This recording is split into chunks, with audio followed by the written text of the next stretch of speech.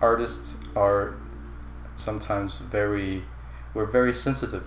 We're very creative, but we're also very sensitive. So it's important to get your mind in a good state. If your mind's in a good state, you perform better, you can make decisions better, and generally art is more enjoyable. We can't all be 100% happy with our work all the time.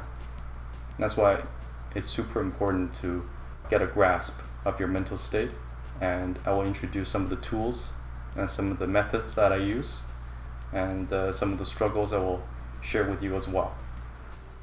The thing is, I've always grown up sketching and drawing things. Now I never really set out to practice, but it is one of the things that people tells me that I'm kind of good at, and in this world it's good to have people tell you that you're kind of good at something. I've always wanted to be a concept artist growing up.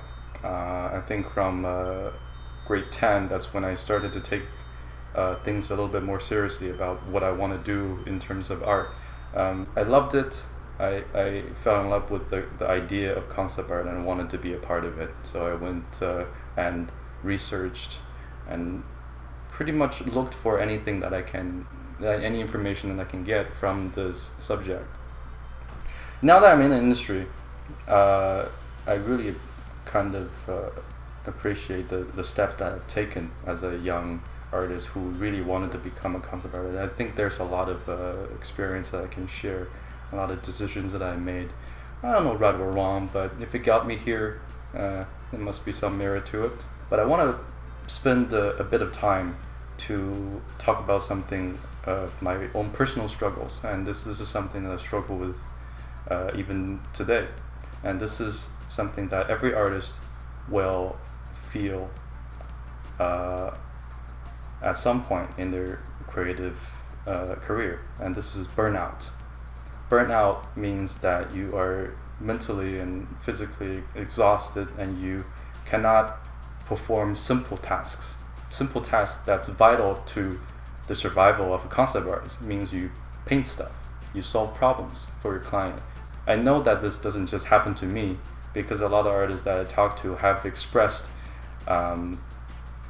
these anxieties and these problems that it's very hard to fight alone.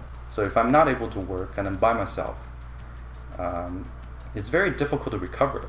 You might think that, well, you're just doing art, it's fun, it's supposed to be fun, why do anyone get burned out? But the reality is, it's just like any other work.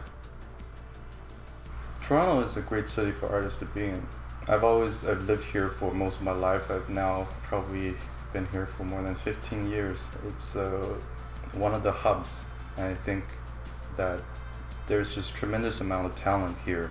There are companies and their production here doing great things. We usually don't hear about them because that's the nature of the city. Because Hollywood movies come to the city and they get shot, and they never call the streets Bathurst Street or King Street, Queen Street. They call it something else. Edge Control, what you set out to do, it's a necessity. It's what needs to be done. Because we need to bring the supply, which is the artists, the talents. We need to give them more support. We need to make them feel that there's a community. But there's not like a platform where everyone can say, let's go there and go to this event and chill and meet some people, meet some industry people, hear from some directors and people with information. I think there's enough here that we can create a very good platform for the artists to grow, for artists to learn. And I know I've started in Toronto, and I'm here still in Toronto.